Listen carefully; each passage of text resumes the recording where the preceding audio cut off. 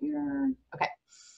My name is Stephanie Haynes. Welcome everyone. I am the Executive Director of Philadelphia Family Pride. We are the group in Philadelphia for LGBTQ parents, prospective parents, and our kids of all ages.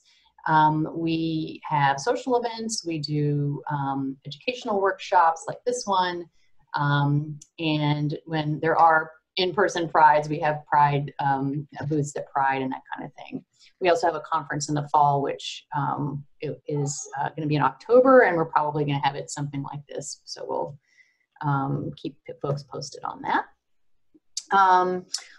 And so I kind of try to think of these as if we were in a room, we would have a sign-up sheet. And so since we don't have a sign-up sheet, we would love to get everyone's information. We have your name and email address from when you signed in, but we would also love to have your mailing address if you have one. We occasionally will send little postcards about events that are coming up. So Taylor, can raise your hand there. Taylor is our awesome intern, and she's going to be collecting information from folks. So if you could sign in by sending Taylor your mailing address, if you're okay with that, that would be great so that we can keep in touch with you that way as well. We definitely don't send a lot of mail, just so you know, but maybe once or twice a year. As I just mentioned, we're recording this first part, and then we will, we're not going to publicize anybody's personal questions or anything like that, but we at least wanted to capture the presentation part at the beginning, and so we can have that for folks who weren't able to make it tonight. And the last thing I just want to say is that we really normally try to strive for having a diverse representation in our panelists. And unfortunately, we were not able to get any of our Black parents who use donor sperm to create their families to be a part of our parent panel tonight. And actually, we weren't able to get any. There was a couple of trans folks I wanted to get too who were not able to come. And I think what I realized when the other parent and I were talking is that Sandra and I have older kids, and all the people I asked have younger kids. And if you have kids, you know that 6 o'clock is not a good time to try to do something without your kids, because that's the crazy time of day with dinner and bath time and bedtime and all that stuff. But we do have several parents in PFP who would be interested in chatting with folks individually if there's someone whose experience you're not seeing reflected in the panel. We have every kind of family you could think of in our group. There's folks who've co-parented, folks who've used all kinds of arrangements to form their families. So if you don't see that reflected or talked about, please let us know and we'll connect you to someone who can talk to you about that. All right. And Taylor, do you want to talk about what the next event is? This is just one other announcement. Yeah, I will. So our next event is going to be next Thursday, July 2nd, the exact same time, 6 p.m. And this is going to be about legal implications for building your family. So I'm going to put that link in the chat, and I'll do it again towards the end in case the chat kind of gets filled up with things. But yeah, so hopefully we can see some of you guys there as well. Yeah, so this session tonight is the first in a series. So we'll have a series of information about, so we have tonight's topic, building your family with donor sperm, and then we'll have other topics about adoption options, becoming a foster parent, a session on prenatal care and birth, etc. So we'll make sure people have all that information. Okay, so now I am going to introduce our folks for tonight. Dr. Gutman is a reproductive endocrinologist from RMA of Philadelphia, Reproductive Medical Associates. Medicine, sorry. Okay. And she's, I think, going to go first. And then Michelle Audie, we also have, who works for Fairfax Cryobank. And I'm totally blanking on your job title, but you'll tell people when it's your turn. Okay, cool. So I'm going to turn off my audio and my video and let Jackie take it away. And for folks who have questions, you can hold on to them if you want, or you can write them in the chat, and Taylor will run the Q&A in a bit. So I'll see you guys in a little while. Okay, so hi everybody, Jackie Gutman. Great picture. I am going to share my screen. And I'm going to share, hang on for 1 sec. I'm going to make that go away. And then we're going to share the screen. We're going to share that screen. We're going to make this big. And then we're going to not go there. Bear with me for 1 sec. And away we go. Display settings, swap. So you now should be seeing a big slide that says building your family with donor sperm. Does that sound right? Good. Nobody, if you're muted, you can't tell me I'm wrong, but whatever. You're good, Jackie. Thank you. So what I'm going to do is spend the next 15 or 20 minutes, and I apologize if I go long, talking about building your family with donor sperm. Typically, we've done this in a small group setting. We are here for you, and I think I'm speaking for Michelle as well as myself. We are here for you, and so please liberally use the chat function because we want to make sure that we're able to touch on and address your questions, your concerns. So again, chat liberally. So bottom line is, again, we're talking about building families, and when we build anything, obviously one needs blocks, building blocks to be able to do so. I have used a slide like this for years, and the reason I wind up using this slide is essentially because at least in 2020, we still need sperm to be able to make a baby, we still need an egg to be able to make a baby, we still need a uterus, and oftentimes fallopian tubes are helpful as well. In this case, we're talking about using donor sperm, so we're making an assumption, at least for the purposes of this conversation, that the egg and the uterus are essentially taken care of, spoken for, however you want to look at it. And what we're going to do is spend the next 45 minutes or so talking about donor sperm. Many of you have heard of Corey Silverberg and or read their books, and he writes about building families, making families. Who helped bring together the sperm and the egg that made you? And so in this case, it may be somebody like me and somebody like Michelle that played a role, or not necessarily so. And we will touch on, I think, a number of the different options in terms of using donor sperm for family building. So when we think about sperm, we have to pick a donor. So that's going to be one of the first things. And there are going to be initially 2 choices. One is going to be an anonymous donor or a directed donor. And there are different terms that are used, but essentially a directed or known donor could be a friend, could be a family member, could be somebody that you met somewhere, but it is someone that is somehow known to you. Or you can go to a commercial sperm bank, and Michelle will definitely tell us much more about that. And when you're going to the sperm bank, there are a number of different things that you need to think about in terms of selecting sperm. And again, she'll go through some of those things with you, as will I in a little bit. And you know what? You probably can see that, so I'm going to move that. And so you can see the whole slide. Cost of sperm, I'm going to let Michelle talk about that a little bit. The only thing that I would comment on is that directed donor sperm, so you know somebody, one can make an argument that the cost is zero, is free. I would actually tell you that there is probably nothing in life that really is free, and so that there are costs involved with respect to that as well. In terms of the insemination itself, that will vary depending on what part of the country you live in. Most of you, I'm going to presume, are local. It may vary based on what practice you're in, but it's likely to be somewhere between $300 and $600. And depending on your insurance coverage, may well be covered by insurance. There are different ways that we can time the insemination. One, as we'll hear about, is with blood work and ultrasound. And again, that may well be covered by insurance as well. And if not, the price is going to range probably somewhere between about $800 and $2,000 per cycle. So when we think about third-party reproduction, we're essentially thinking about involving a third or more person, or people, I guess would be the plural, persons, in this process. And one would like to think that it is a private matter, but unfortunately, it is, as again, we'll hear a little bit more from Michelle, it is not a private matter. The government actually plays a role in what we do.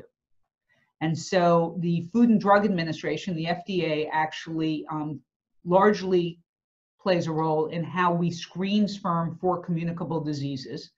And in fact, if you're using somebody that you know, a known or designated or directed donor, they too, if you're coming to a fertility practice, need to be screened. The FDA tells us that this is what we do and this is how we need to do it. The little cartoon, if you can't read it, some guy standing at a lectern who said, we heard that laughter is the best medicine, so beginning Monday, we'll be regulating it. Bottom line is they absolutely have a hand in what we do. You'll hear from Michelle about that.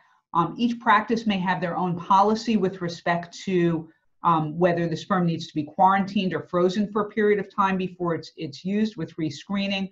And we typically, again, will adhere to guidelines established by our society, which is the American Society for Reproductive Medicine. So that these are not whimsical decisions that are being made. Before we get started, we often want to do an insemination. So we're starting with the presumption that there's an egg or multiple eggs. There's a uterus, typically not multiple uteri, at least in one person. And then we need the sperm. And so we start with, on some level, a basic presumption of fertility. And so what we do to evaluate this is obviously we talk to somebody. So is there any history that might suggest a problem with the uterus? Is there any history that might suggest a problem with fallopian tubes? Certainly, if there is, we want to evaluate it. But in all honesty, even if there's not, I engage in a conversation with my patients about, should we be testing your uterus? Should we be testing your fallopian tubes? And the reason for that is sperm is not inexpensive. And so the question becomes, do you want to double check? Do you want to be sure before spending that money? And so one of the ways to do that is with something called a hysterosalpingogram, where we take a catheter, we put the catheter into the uterus, we squirt contrast material in, it flows into the uterus and gives us an impression of the contour of the uterus. It then goes out into the fallopian tubes and ultimately, hopefully, spills out of the tubes. And so this would be a normal study. And you can see that this is also white, but this is like a big, round, white thing. And so this is an individual who has blocked fallopian tubes. So again, this would be normal, not so normal. There are other ways that we can do it as well. We can do it with saline and using ultrasound. The image is perhaps a little less precise, but also gives us information. This is not something that we mandate that people do before they get started, but certainly as part of the counseling, we discuss what the test itself is and what the value of the test is, and in all honesty, what the potential risks are. And those risks would be infection, which is very unlikely, or reaction to the contrast material, which is even less likely. They both are crampy studies, so we certainly have people take whatever their non-steroidal drug of choice may be.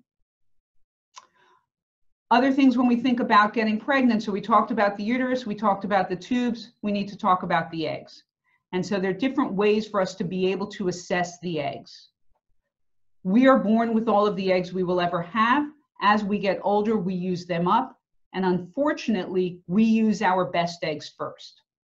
And so women are more fertile in their 20s than they might be in their 40s. So if somebody has eggs are more likely to achieve a pregnancy in their 20s than in their 40s, and it declines over time. And the best way to assess this is with something called an AMH, or anti-Müllerian hormone. It's a hormone that correlates with the number of eggs that somebody has. And the older they get, the lower the value is. Somebody with a lower value will have fewer eggs. You can also check FSH, it's a blood test. That actually goes up as the number of eggs decline. As a cis female ages, she will have less eggs, and as a result, her FSH level typically will increase. And we can do ultrasound and we can look at the ovary. So this is an ovary here. These are follicles in the ovary. Follicles hold the eggs. Now, there are follicles all through this area here, this white or grayer area, but they've not reached a stage of development where we can see them.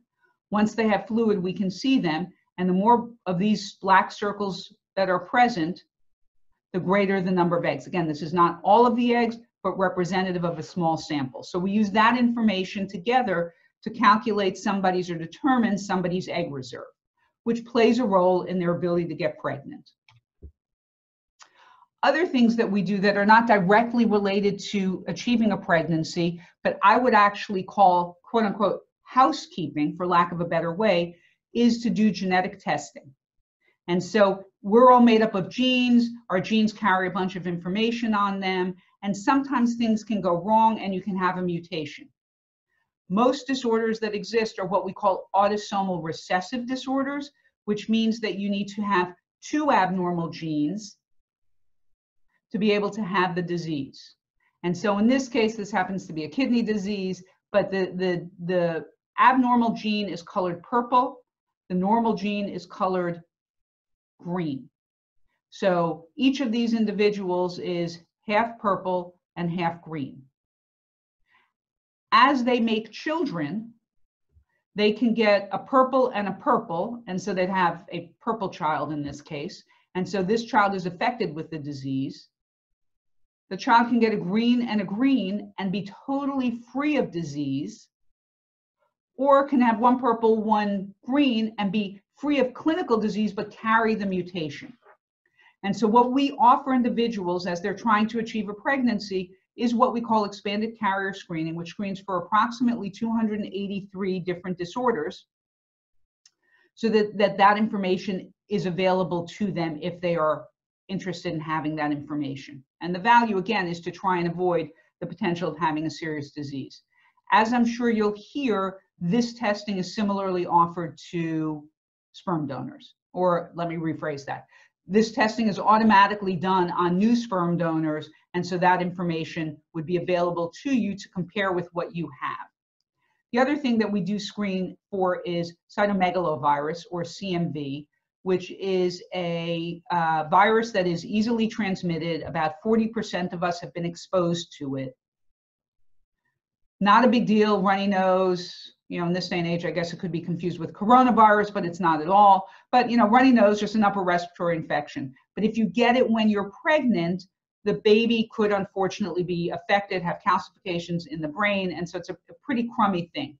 The donors are screened for CMV.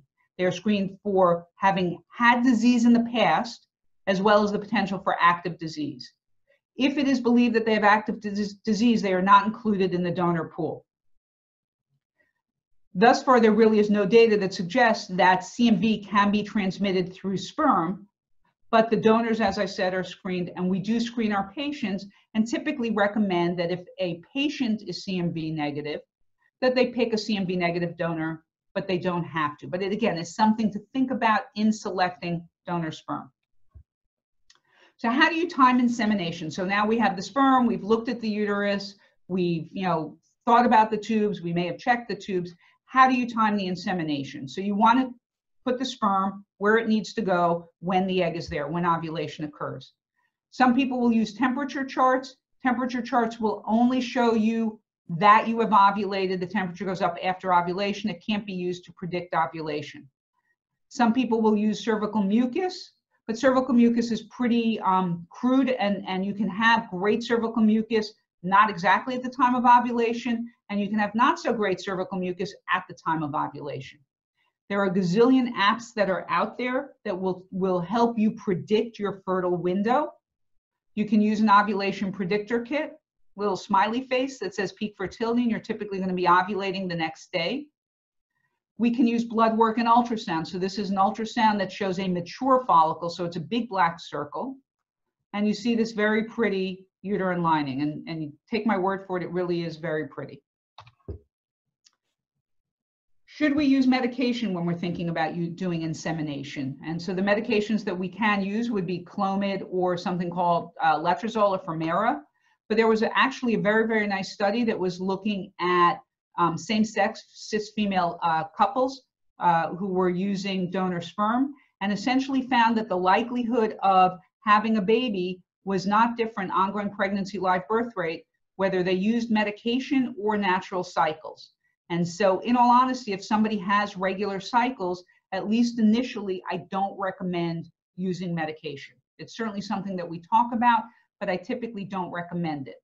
And the one thing you'll see here is that the likelihood of having a multiple pregnancy, not using medication in this case, was 0 out of 43, but 6 out of 51. And there's always a risk with a multiple pregnancy of premature labor, premature delivery, and the complications that can result. How do we do insemination? So you can do insemination at home. Typically, one does not use a turkey baster. Turkey baster is quite large and an ejaculate volume is quite small. But you can use a syringe at home with a needle attached, collect the sample, draw it up, obviously take the needle off, and then put it in the vagina and do a vaginal insemination. This is an intrauterine insemination, speculum in the vagina, catheter slides in to deposit the sample. There are devices that are sold for home insemination. I would argue that the syringe works just as well and is probably about $81 less expensive. I think this sells for about $83.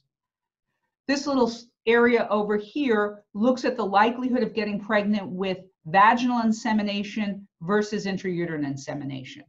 And ultimately, the likelihood of getting pregnant if you are using frozen sperm, which is what you're going to get from a commercial sperm bank, is going to be greater, or anytime that you come to a doctor's office, reproductive endocrinologist's office, is going to be greater if you do intrauterine insemination as opposed to vaginal insemination. So that if you are treated in a reproductive endocrinology office, we do recommend IUI, intrauterine insemination.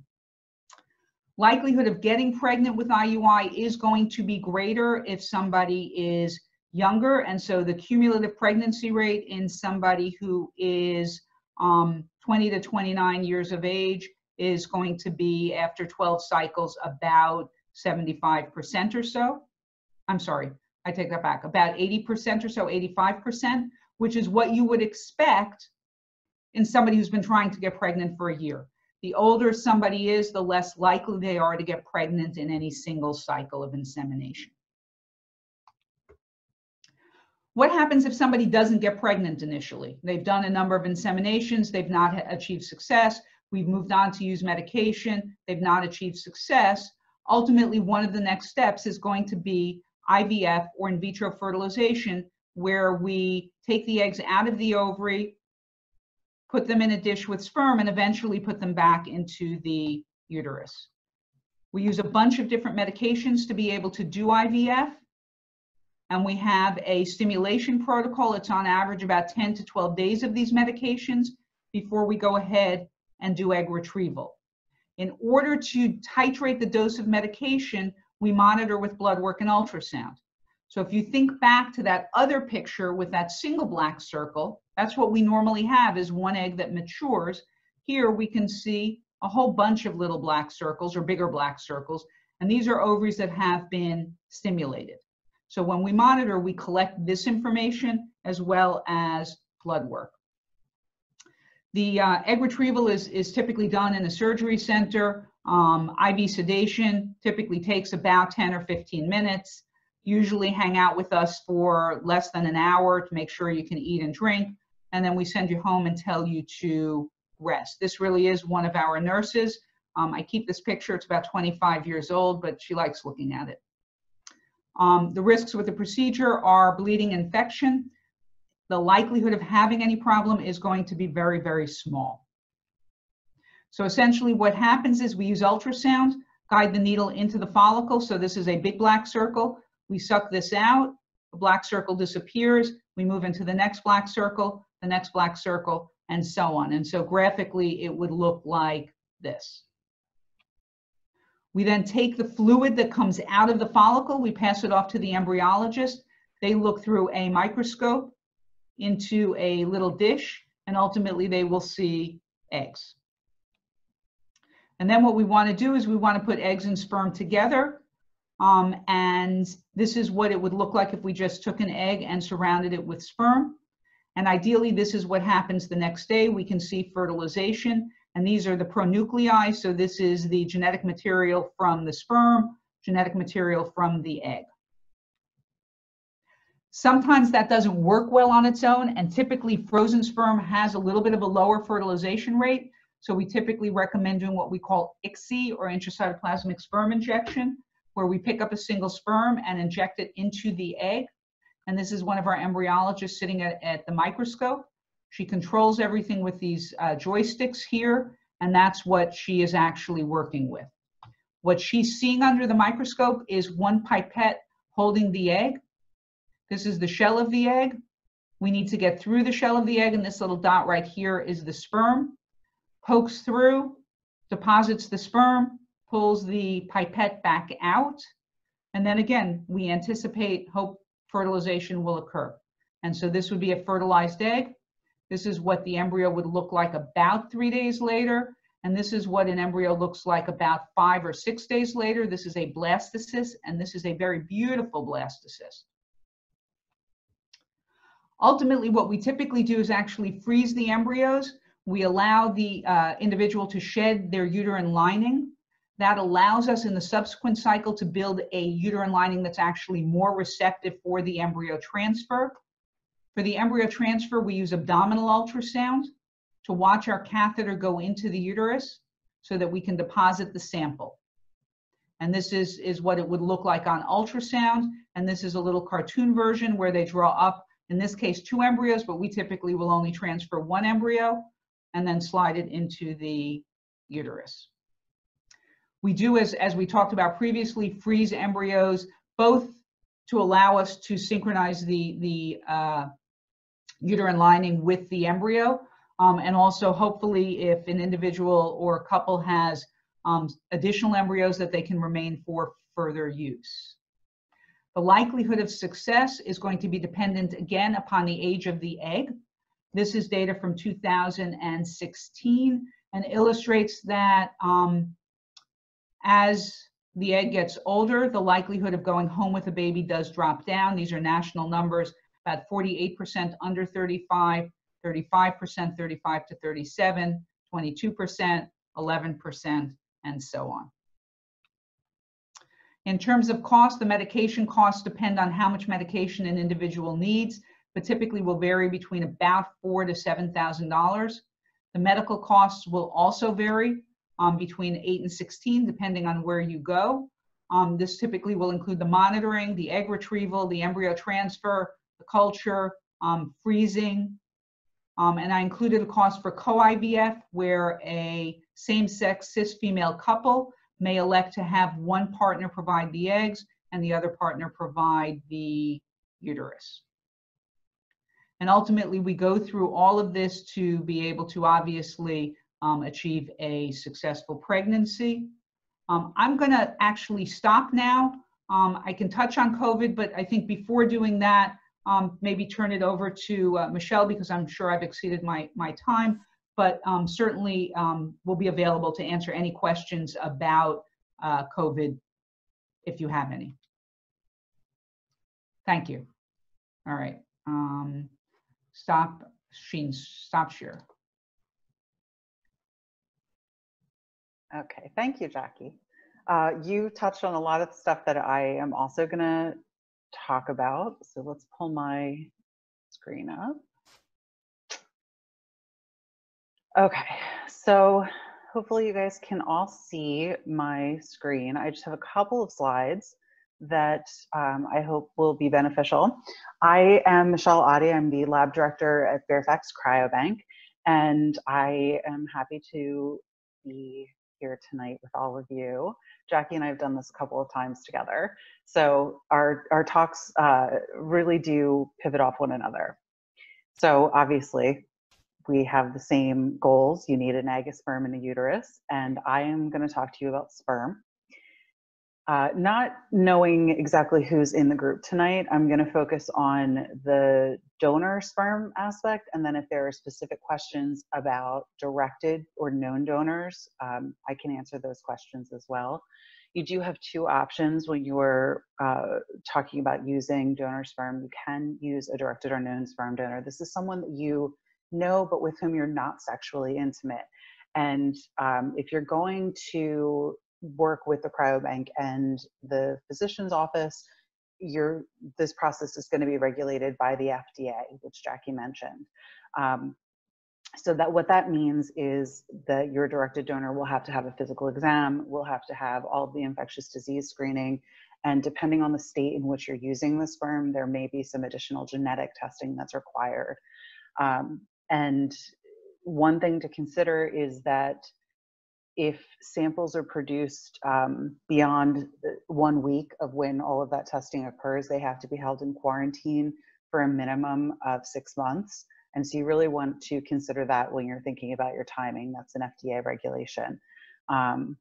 So, you know, if some physicians will waive quarantine, but again, they can only choose that if the samples are produced by your known donor within a week of the physical and the infectious disease testing. The other option is the donor sperm option, and that can be a little bit easier to navigate in some instances, because when men are signing the agreements with the sperm bank to be a sperm donor and participate in the program, they are relinquishing all parental rights. So one of the things I will mention just briefly about directed donation is, though we don't require it, we highly recommend that the directed donor and the recipients work with legal representation and possibly also mental health professionals to really explore the expectations of the relationships and the legal responsibilities of the parties involved. You don't have to worry about that with the donor sperm from the bank, because we take care of that part for you. It is really important to remember that not all sperm banks are alike. There are some big differences and some subtle differences in the programs, and I'll go through some of that, and I'll be happy to answer any specific questions that you have. Our sperm bank donors, you know, we're always working to diversify and improve and increase our donor catalog. We want to have enough diversity in the donor pool to meet the needs of you all, the recipients.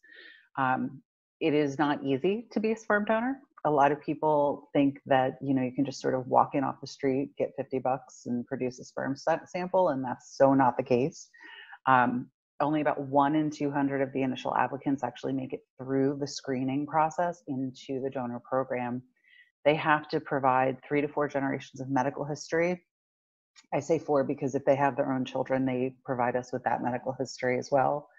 We do 3 or 4 screening samples of their semen to ensure that the specimen quality is good. They actually have to be above average for what the World Health Organization will indicate as the parameters for a healthy sperm sample, because they have to survive that freeze thaw process in the liquid nitrogen.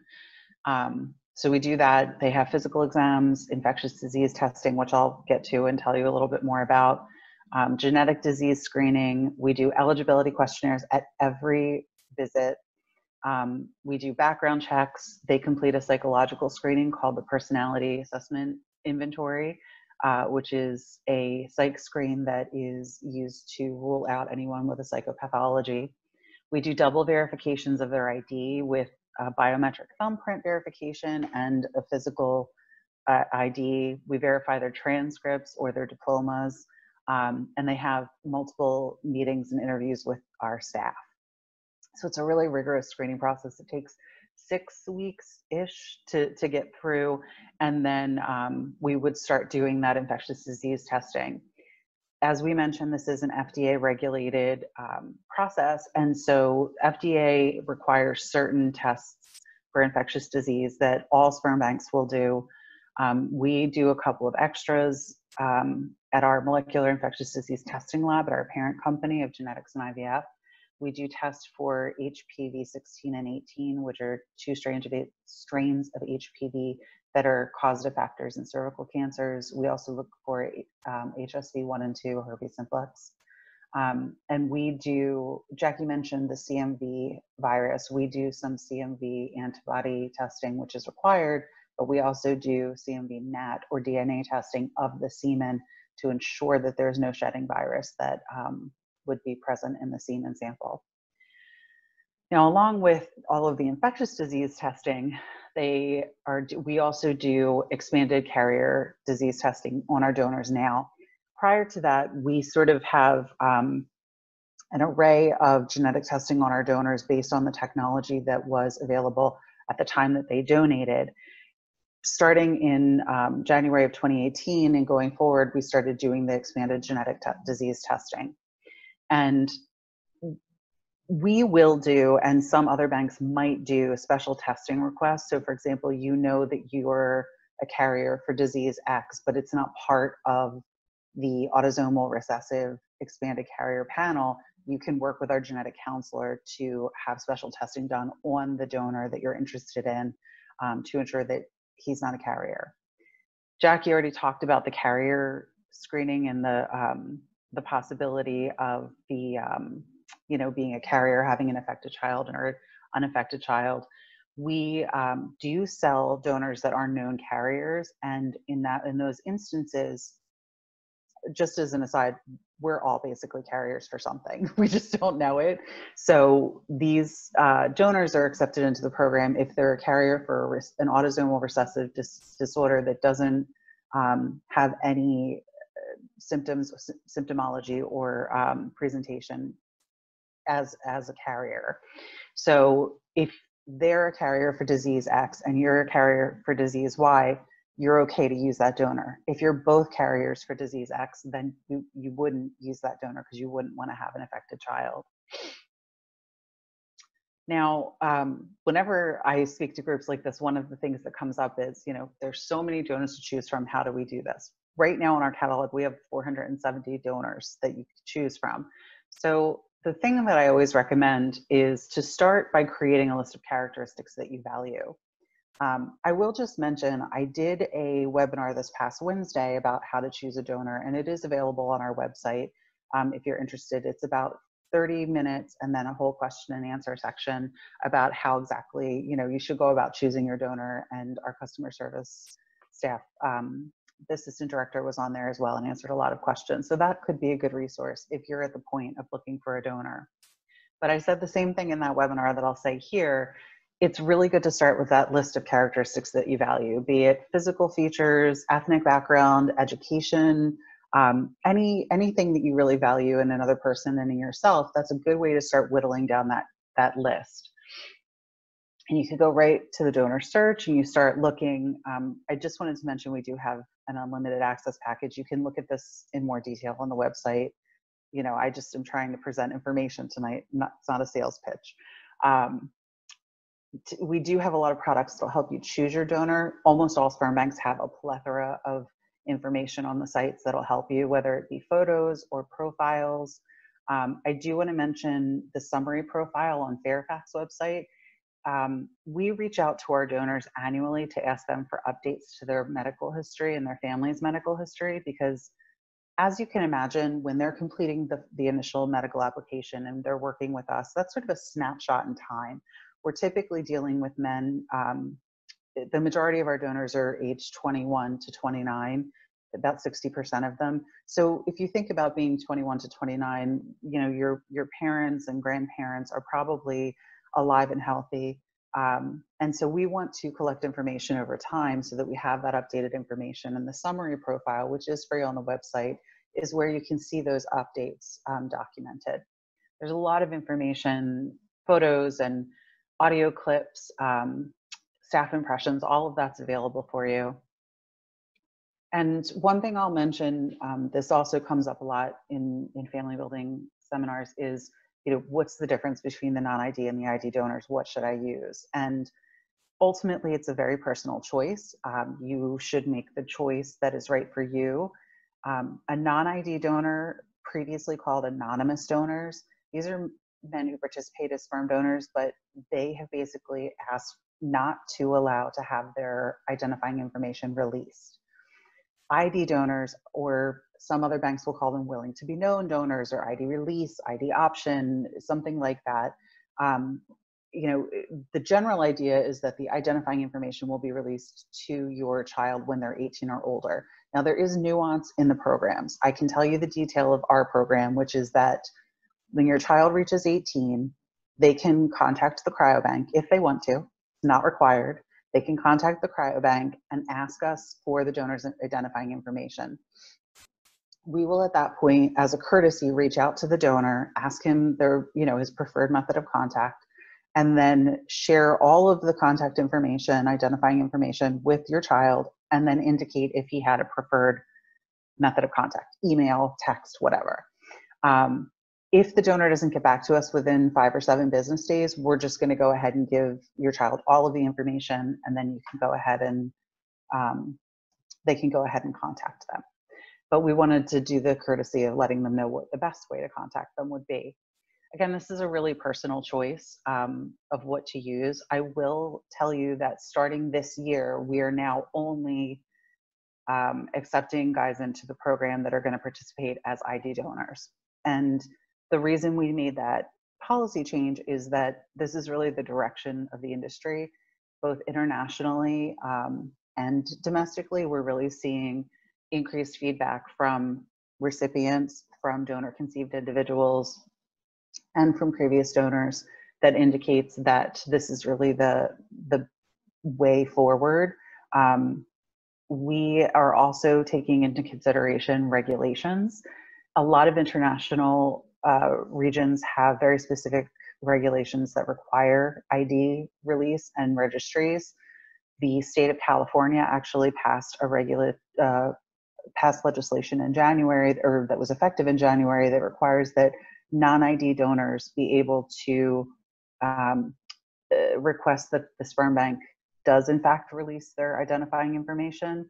And so we've set up a process by which any of our previously non-ID donors can request that. We're not changing them to an ID donor, but we are indicating that on that summary profile.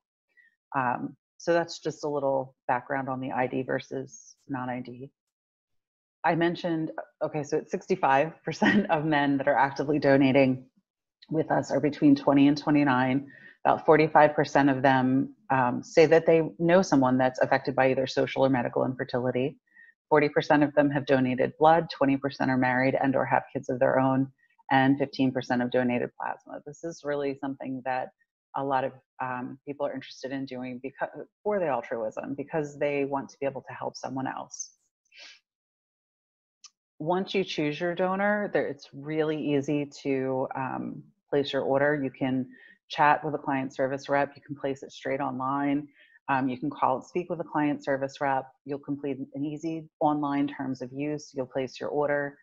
There's a couple of bits of information that you're going to need when you're ready to order your sperm, which is the clinician's information, the preparation type that you want, which I'll talk about in a minute, and then when you want it to be delivered. Now, Jackie went through, or sorry, Dr. Gutman went through the difference between the intracervical or ICI and the intrauterine or IUI preps. We actually sell sperm that's already pre-prepped for those things. If you're doing an intracervical insemination, an ICI, you can order an ICI prep. We actually also have a recorded webinar about home inseminations. If you are interested in that, it's available on our website. And if you indicate to our client service rep that you're ordering sperm for a home insemination, we'll actually send you instructions and a syringe, a needleless syringe. I think we actually send 2 syringes with each order. So you can, for a home insem, you can actually use any of the prep types, but ICI is all you really need. It's a lower cost option because there's less manipulation of the sample. The IUI is pre-washed. That means that the seminal fluid is removed from the sample and then resuspended in a freeze media, and that would be ready to go for an IUI with the doctor. And then we have ART, or assisted reproductive, technology vials that have fewer cells. Dr. Gutman went through the IVF slides, and as you can imagine, you need far fewer sperm to fertilize an egg in a dish than you need when you're placing it onto the cervix or into the uterus when it still has to make its journey up to the egg. So if you wanted to purchase a specific donor, and let's say the donor only had ART vials left, but you were doing a home insem or an IUI, you can always purchase 2 of those. Again, they're lower cost, and combine them for one insemination. Your physician or your medical health provider is going to advise you on the quantity and the prep type that is best for you. And the question of cost is really important because this is not an inexpensive process. Vial prices are going to range anywhere from $615 to $1,100 depending on the prep type and the donor category you select. So ID donors are a bit more expensive, and the IUI vials are more expensive because there's more work that goes into preparing them. And then you choose either to store the samples, and you can store with us, or you can ship right away. And we do have 3 different shipping options, and the costs are here on the slide. And that was what I wanted to share with you guys. I'm happy to answer any questions. All right, thank you guys so much for your time. So there were a couple questions written as you went along that I can read off, and then if anybody has more questions, feel free to put them in the chat. So the first question, this was directed towards Dr. Gutman, was, do you take clients from Delaware? Sure, absolutely. Okay, that was quick and easy. If you are older but froze your eggs, are your chances similar to someone who is 25 to 29 years old? So your likelihood of getting pregnant is going to be based on the age of the egg when it was frozen. And so if you froze it at 25 to 29, the answer is pretty much yes. Okay. And would you recommend trying a cycle of home insemination for a healthy 32-year-old or go straight to IUI? So I honestly think it's a matter of preference. And so there are definitely people who prefer to do home insemination to try and avoid medicalizing, what's a very private experience.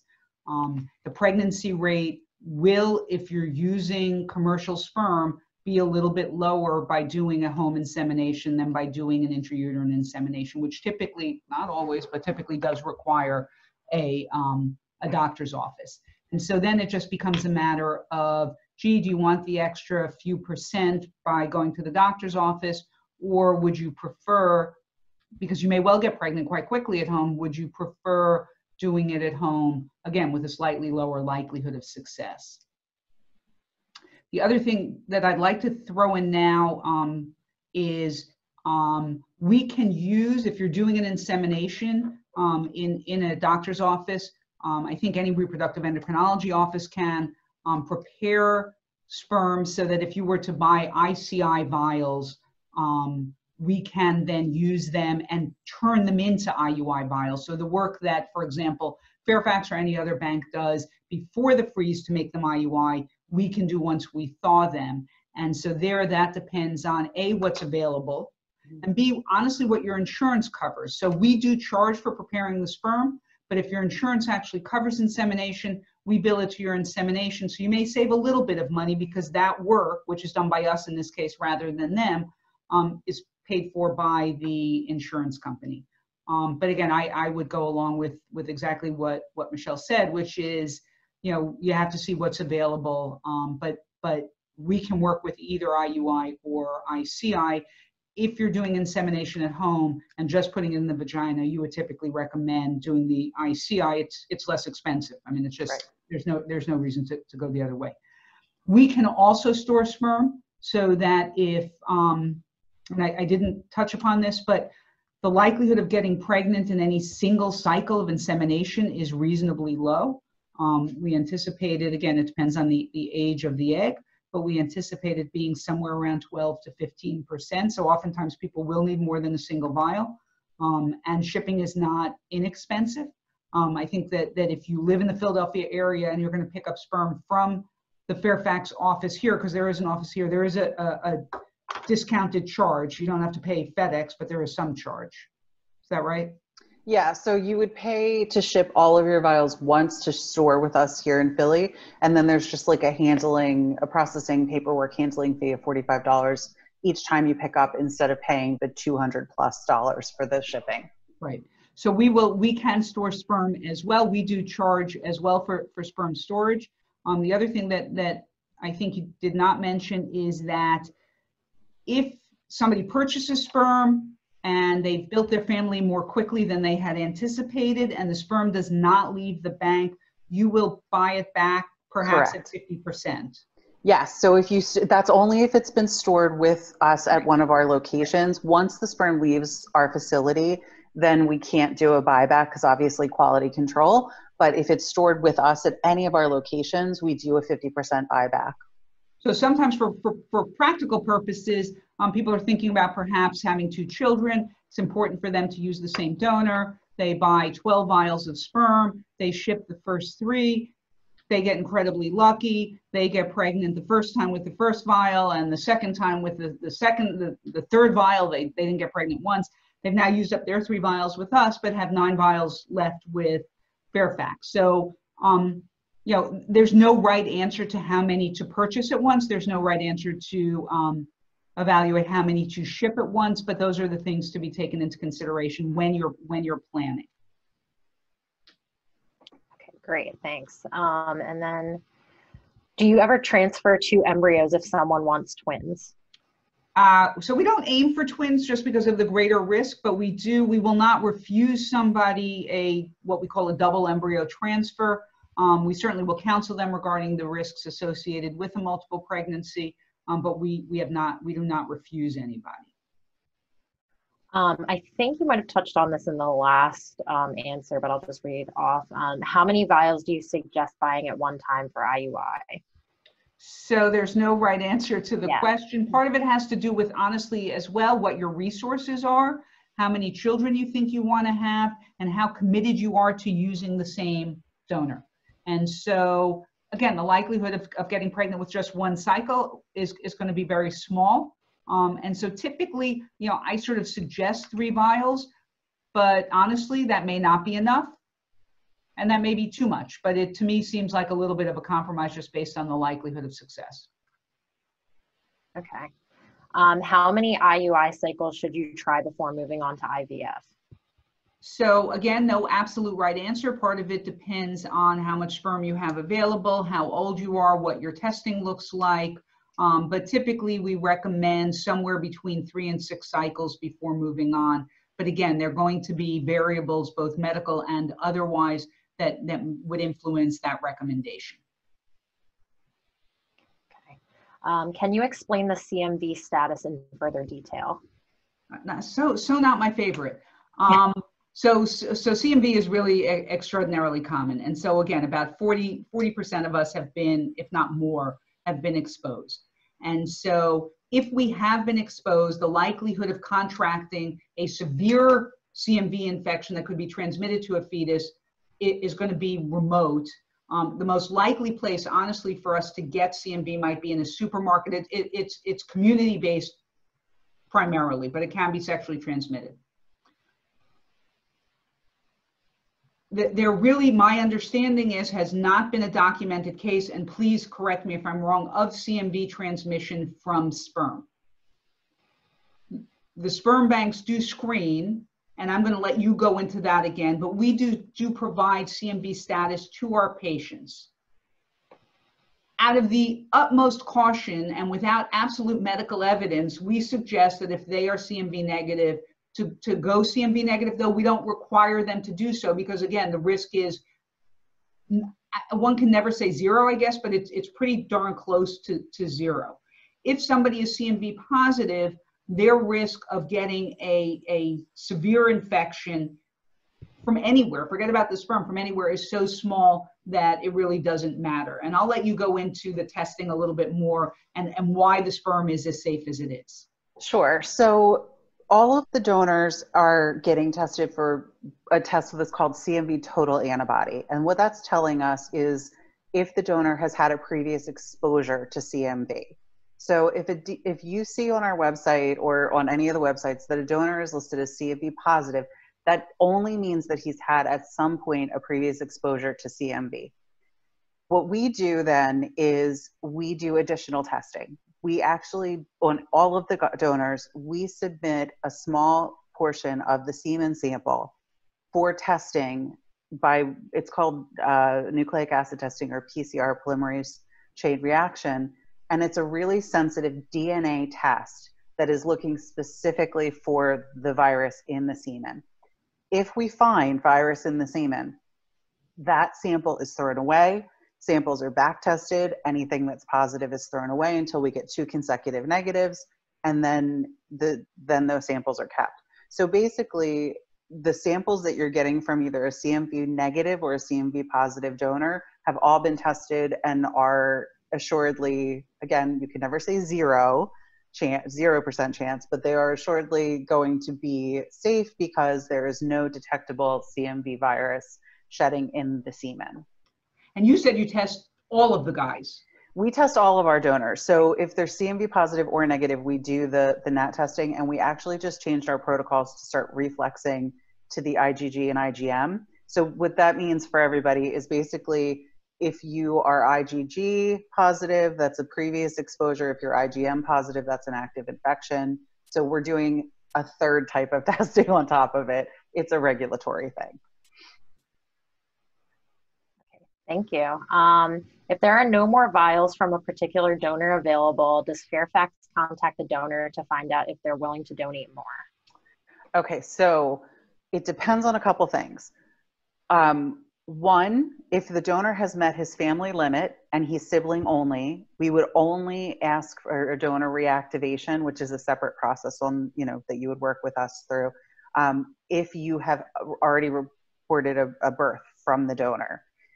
If it's just the donor ran out of inventory, never met his family limit, we can ask them.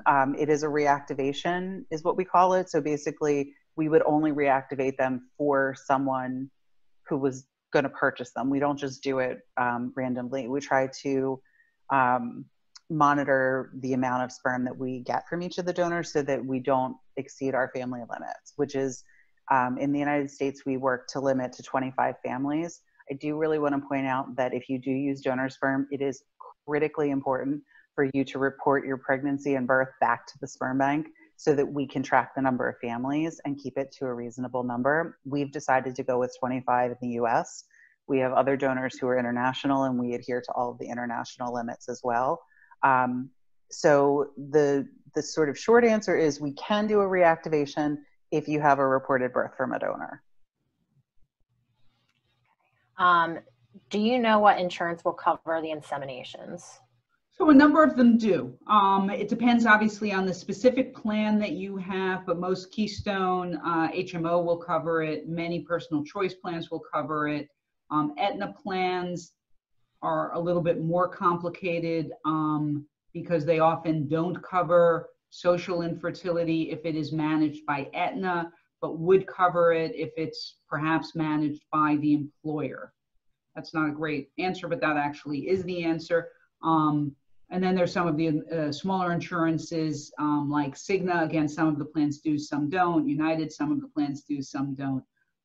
But Keystone HMO does always, actually. Okay. Does gonadotropin therapy increase the number of eggs released versus Clomid? Yes. So the risk with Clomid is a multiple pregnancy, so the likelihood of having twins with Clomid is about 5 to 8%. Same really is largely true with letrozole, maybe a little bit less. Likelihood of more than twins with either of the oral medications, Clomid or letrozole, is going to be very, very small. I mean, it's less than 1%. The likelihood of twins with gonadotropin therapy is about 15 to 20%. The likelihood of more than twins is about 2 to 3%. And other than Octomom, which many of us have probably seen on the cover of People magazine, most of the high order multiples where you see, again, also on the cover of People magazine, those are typically a product of gonadotropin therapy.